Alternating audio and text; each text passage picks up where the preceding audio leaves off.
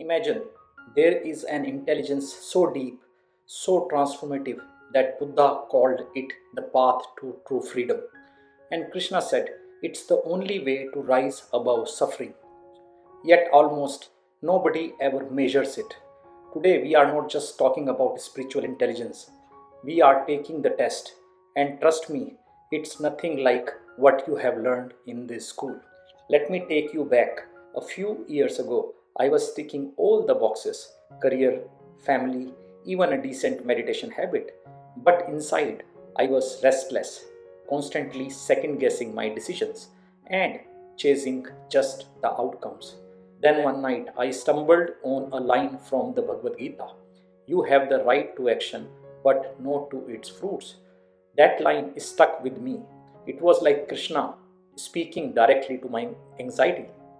But it was not until I paired that with a Buddhist teaching. Attachment is the root of all suffering, and the dots started connecting. What if I could measure my spiritual intelligence? What if I could train it like a muscle? That's when my journey really began. So, here is what is about to happen. I will walk you through a 7-question spiritual intelligence test inspired by Buddhist and Gita wisdom. You will score yourself honestly as we go. At the end, I will share the meaning behind your scores and a challenge to level up your SQ starting today. If you are ready, let's dive in now. You would ask, what is spiritual intelligence? Forget everything you know about IQ and EQ. Spiritual intelligence, the SQ, is your ability to stay calm when life gets messy. See the bigger picture. Act from wisdom, not impulses. Find meaning in every chaos. Buddha called it prajna, the clear seeing, the cut through illusion. Krishna called it buddhi yoga, the wisdom to act without attachment. It's not about being religious, it is about being awake. Close your eyes for just 5 seconds. Picture your mind as a still lake.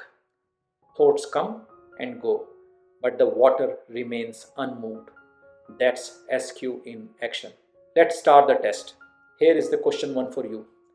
This question is to test the attachment component.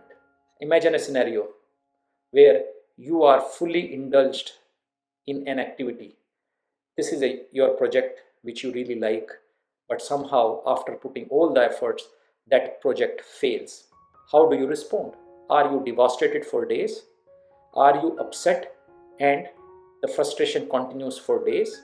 Do you bounce back in a few days and restart your next project? Or you quickly refocus and come back to doing your action? Or you feel peaceful, trusting there is a bigger plan? This is Gita's Nishkama Karma. Do your best, surrender the rest. Write down your score between 1 to 5, what you typically do in this kind of situation. So, the question number 2 is to test your ego component. Here is the scenario: someone criticizes you unfairly. What do you do out of these 5? Number 1, do you get defensive and lash out at the person who is criticizing you? Do you think over it for hours and days about the criticism? Number 3, do you reflect but still feel hurt? Number 4, do you examine it objectively, or you feel compassion for their pain, which means you identify that there could be some reason why he is criticizing you? Buddha said, if you do not accept a gift, to whom does it belong? If I don't accept it, what the criticism is for? Is this criticism is for the role I'm playing for? That's potential reason. He may be not liking what I'm doing, but he may not be criticizing me. He is criticizing actually the role. And that is where we should know whether it is our egos controlling the response. You will react based on what your ego thinks, who you are, not truly who you should be. You should react not based on what your ego thinks, but who you truly are. Please rate your score from 1 to 5 on this question. I'll admit I used to be a solid 2 here. Criticism used to eat me for days. I will be overthinking for days about the criticism. My ego used to say, I am the one who started this company. I am the one who gives 7 days a week, day and night to this company. Who is this person to question me? Even founders don't question me. But with time and practice, I learned to witness my reactions instead of becoming them. Now let's move to question number 3. This is to test the compassion under pressure.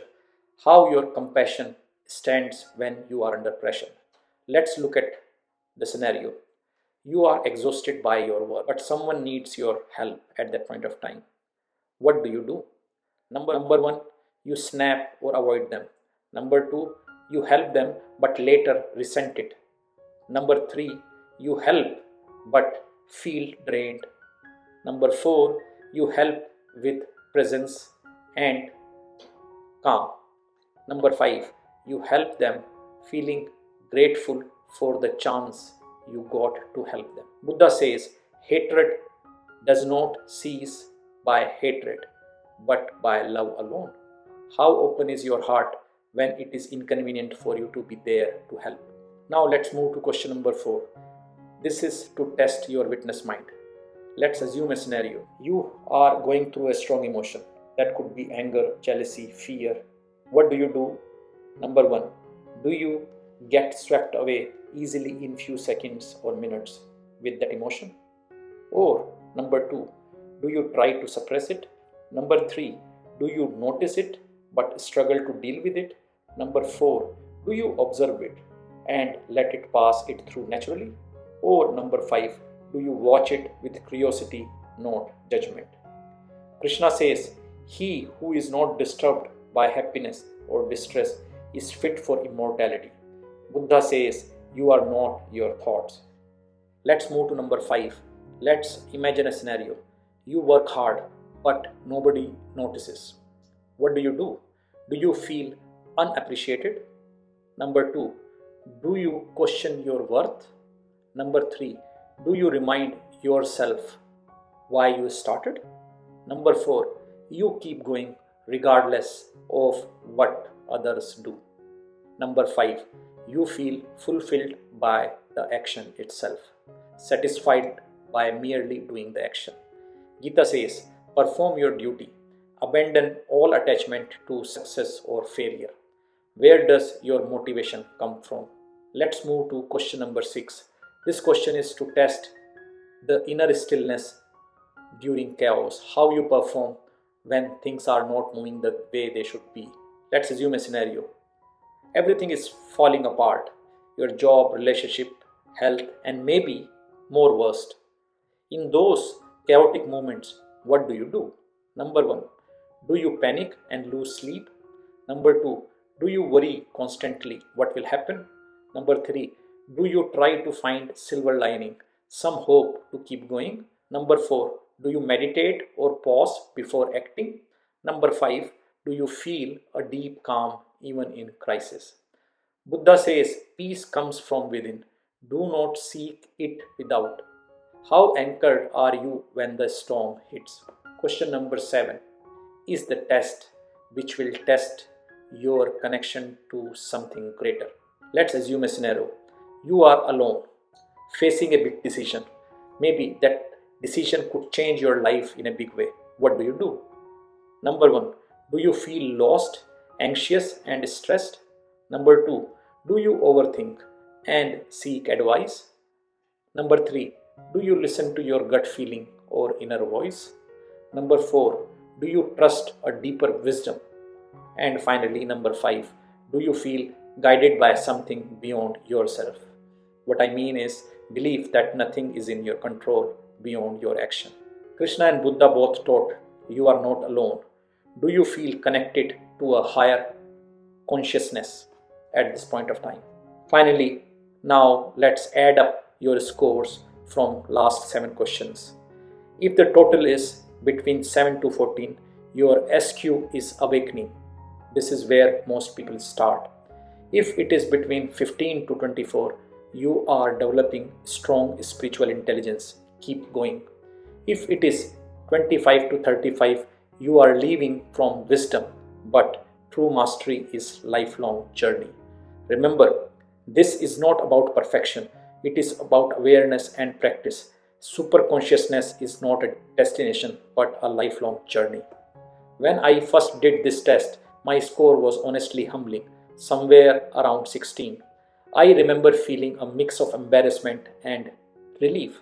Embarrassment because I thought I should know better after all my readings and meditation, and relief because I finally had a mirror for my inner world, the truth most of us are living from our heads, not our deeper self.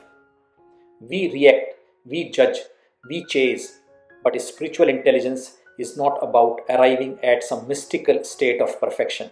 It is about returning to moment by moment to awareness. Both the Gita and Buddhist wisdom agree. Mastery is not a finish line, it is a practice. Krishna says, on this path, no effort is ever wasted.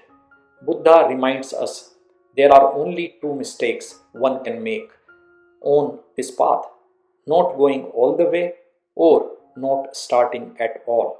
So, here is my invitation, the real challenge for you. For the next 7 days, whenever you feel triggered, whether it's anger, impatience, anxiety, just pause. Take 3 slow breaths. Ask yourself, who is experiencing this? My ego or my deeper self? Don't try to change the emotion, just witness it. This is what Buddha called bare attention, and what Krishna described as being the drishta, the witness. You might be surprised how quickly your awareness starts to shift, even if just for a moment. If you are up for it, journal one insight each day. At the end of the week, look back and see where did you notice a little more space, a little more freedom. That's your spiritual intelligence in action. And remember, your score today is just a snapshot, not a sentence. Every moment is a new chance to grow. Until next video, keep discovering yourself.